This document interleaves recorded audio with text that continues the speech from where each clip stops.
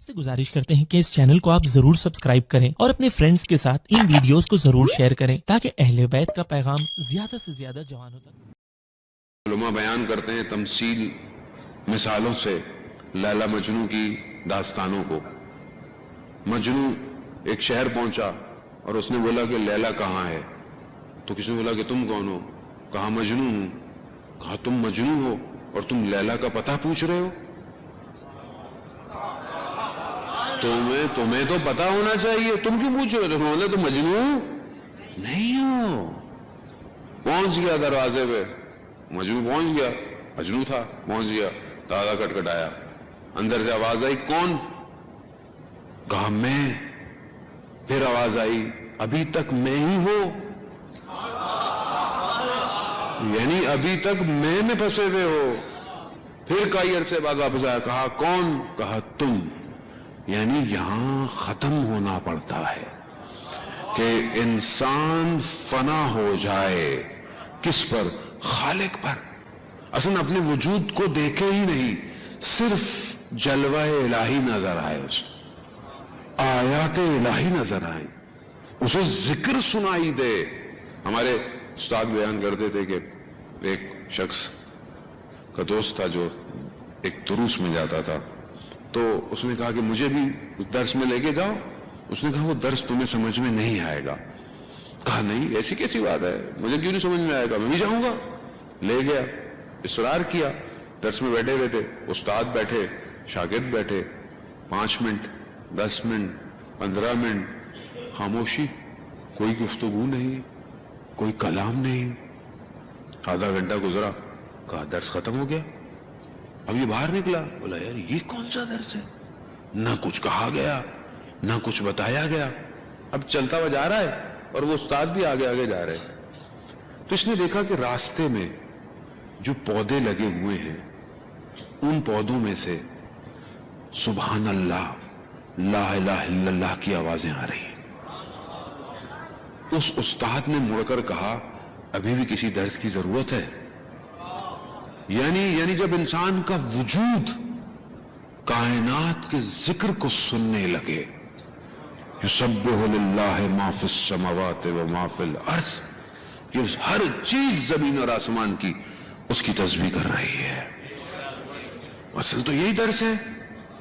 اب یہاں پر ملائکہ نور الہی کو عرش الہی پر، اللہ اکبر کیا حدیث ہے، کچھ نور کو دیکھا ملائکہ نے عرش پہ، اور اس سے پہلے کہ ان نوروں کو سجدہ کرنے لگتے، ان انوار نے تسبیح اور تمجید شروع کر دی، ان انوار نے۔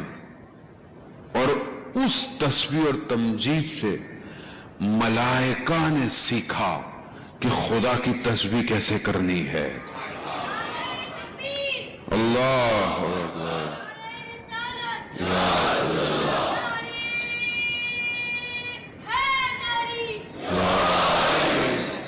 یعنی ان انوار نے ملائکہ کو سکھایا کہ تسبیح کیسے کرنی ہے، ذکر کیسے کرنا ہے۔ یہ جو پوری کائنات ذکر کر رہی ہے، یہ ذکر ان انوار کی وجہ سے ہے۔ سب سے پہلے انہوں نے تسبیح پڑھی ہے، تبھی پوری کائنات تسبیح پڑھ رہی ہے۔ اب آپ جتنے امام کے قریب ہوں گے آپ کو یہ تسبیحاں سنائی دیں گی۔ وہ بلند کریں اپنے آپ کو۔ اب انسان اگر اپنی زندگی میں ان اذکاروں کو نہ سن پائے تو پھر اس نے کیا سنا؟ دنیا جان کی باتیں سن رہا ہے، تہمتیں سن رہا ہے، غیبتیں سن رہا ہے، پتہ نہیں کیا کیا سن رہا ہے، لیکن ان ذکروں کو نہیں سن رہا جسے کائنات کر رہی ہے۔ آیت اللہ قاضی طباطبائی رضوان اللہ تعالی علیہ کہ جو اس مقام پہ تھے، کہ جو خود کہتے ہیں کہ جب ظہور ہوگا تو جو امام سے سوال پوچھے جائیں گے میں ان سوالوں کو جانتا ہوں۔ اس مقام پر تھے۔ کہاں سے حاصل کیا؟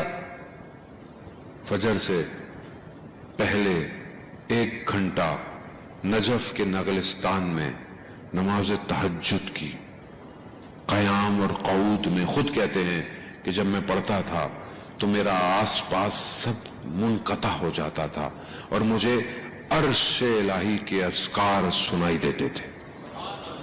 خوب انسان پہنچ سکتا ہے اس مقام پر, کیوں نہیں پہنچ سکتا؟ خدا نے منع تو نہیں کیا. اور جب آپ اپنے آپ کو دنیا سے خالی کریں گے, اور ہمارے ایک بزرگ بڑی اچھی بات کہتے تھے, جب تمہارے شکم دنیا کی غزالتوں سے خالی ہوں گے تو تمہیں آسمانوں کے ذکر سنائی دیں گے.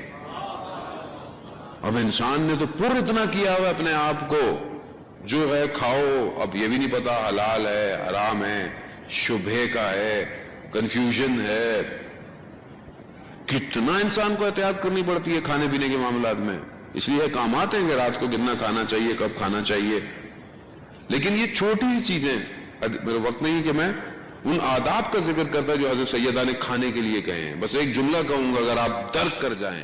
بی بی فرماتی ہیں کہ جب لقمہ تمہارے ہاتھ میں ہو, بس تصور کرو کہ یہ لقمہ یہاں تک پہنچا کیسے ہے.